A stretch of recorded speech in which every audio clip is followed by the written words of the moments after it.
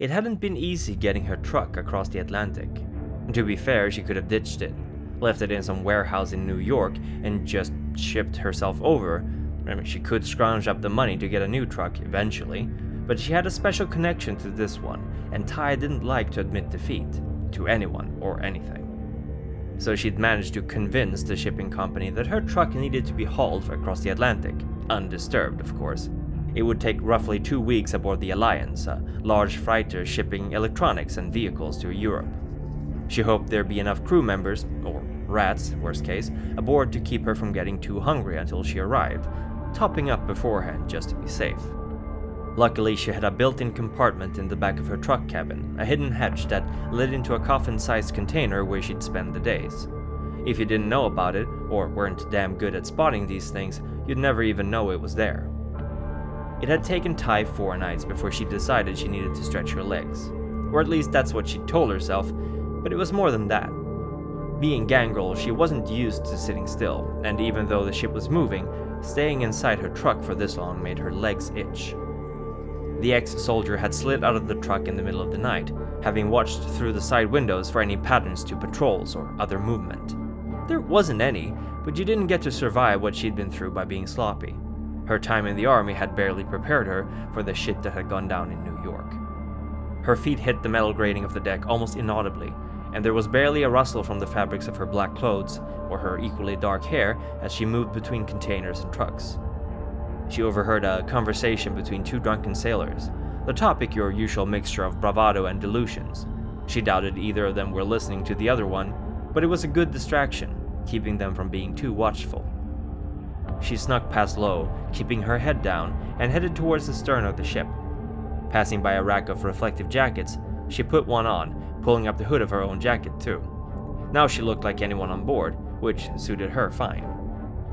She reached the back part of the ship and looked out across the pitch-black darkness that was the ocean, the light from the stars, the moon, and the ship itself seemingly absorbed by that ink-like ocean. For a second she thought she saw something in the water, the glint of wet skin catching the light, but then it was gone and Ty wondered if she'd just imagined things. "Hey!" A voice called over to her suddenly. She didn't flinch, didn't move, knowing that any such motion would reveal that she didn't belong on this ship. Instead, she just turned her face slightly, making sure it was still in the shadows. "What are you doing on shift without your gear?" The voice of the person talking to her sounded strained, almost panicked. "You know where we are right now. The higher-ups didn't give us these pea shooters because they wanted us to play around with them." The Gangrel had no idea what this man was talking about, and not wanting to reveal her identity, she shrugged, trying to signal that she'd forgotten whatever the man was talking about. "What are you?" was all he could say before something erupted out of the water dozens of feet below them. The splash was incredibly loud, almost as if a bomb had gone off, and something massive landed on the deck of the ship in between Ty and the man. It was easily 8 feet tall, if not more, water dripping off its grayish-white skin and large pearly white teeth lining its mouth. It was almost conical in its shape, like a fish. No, like a shark, Ty thought, yet it had arms and legs, and a voice. "Servants of Kiri," it growled, the language barely comprehensible and thick with an accent Ty had never heard before. "Trespassing on our waters." The man, who was shrieking in fear, drew what Ty realized was an automatic rifle and began to fire into the creature. It roared in pain and drew a wicked blade from a sheath on its leg, gutting the man where he stood. He let out a gargled scream that was cut off quickly, and the creature, bleeding heavily from the wounds the weapon had inflicted on it, turned to face the Gangrel. There was hate in those eyes, a primordial hate she'd never seen before. This wasn't human hate, or even kindred hate. This was the hate of the sea. She scrambled away, realizing that unarmed she would have no chance against something this big and angry. And thankfully that seemed like the right idea. The creature moved clumsily, maybe not used to having to walk, and she gained some distance on it quickly. Only to find another one of its kind feasting on the remains of the 2 men she'd passed. It was slimmer, with a hammerhead shark's head, and it blinked at her in surprise before it stood up, razor-sharp claws dripping with the gore of its victims. "Servants of Kiri," it hissed as well, getting ready to strike at the Gangrel, when a spotlight lit up, blinding the creature and making it take a step back, shielding its eyes. "You down there!" someone called on the loudspeaker, and Ty looked up, covering her eyes as well. Shit, that thing was strong. "Get the fuck off the deck and get yourself armed! She didn't need to be told twice, and she grabbed a rifle similar to the one the man had fired, running up the nearby steps to the upper deck. An M16, a weapon she was pretty familiar with, but it was coated in blood and she felt the beast rise in her throat as she smelled it, not to mention the potent vitae of the creature still chasing her. But for now, she had to suppress the urge to feed. Instead, she lifted the safety of the weapon and fired at the hammerhead creature while heading up. The bullets tore into its flesh and pink-colored steam began to rise from the wounds as the creature hissed and screeched in pain. Rage taking over, it spotted her and heaved itself towards the stairs, the great white she had met before now having caught up as well. Ty didn't like her odds, but just as she wondered what the hell the rest of the crew were doing, she heard the sound of multiple rifles opening fire on the creatures beneath her. Yet it barely seemed to stop them. The hammerhead kept going after Ty, and the great white leapt a massive distance, crashing down on two sailors and tearing into them, eyes pitch black as its massive jaws crushed bone and weapons. Then she heard a sound she knew meant bad business.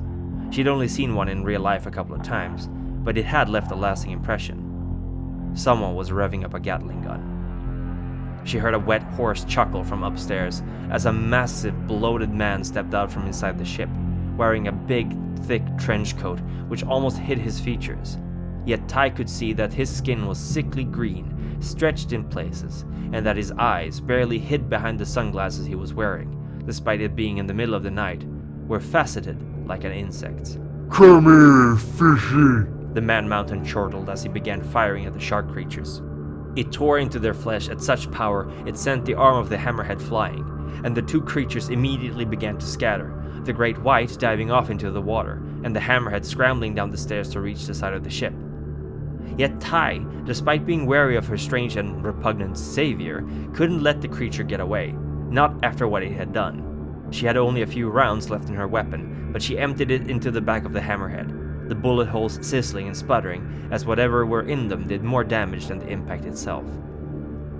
The hammerhead let out a howling shriek of pain, yet with Ty's and the Gatling gun's damage combined, it shuddered and collapsed, suddenly shrinking until it was nothing more than a normal hammerhead shark. It gave one last pathetic flap of its fins before it died, and the whir of the Gatling gun's motors quieted, then grew silent as the threat was over. "Fucking fishes!" the man said wetly, and then turned to head back inside, not even sparing Ty a glance. Despite her hunger, she spent the rest of the trip in her truck, deciding against going out. And when the ship arrived in the Southampton port, she drove her truck off and didn't stop until she could no longer smell or see the ocean. Then, just a few miles outside of a nearby city, she had no idea where, she stopped, hands gripping the wheel of her truck tightly. If there were more of those things in the ocean, and why wouldn't there be, considering how the rest of the crew had reacted, she was definitely taking a flight back to the US, if she ever decided to go back. This video was brought to you by my patron Bambi Parsons. Thank you for your support, Bambi, and I hope you enjoyed this video.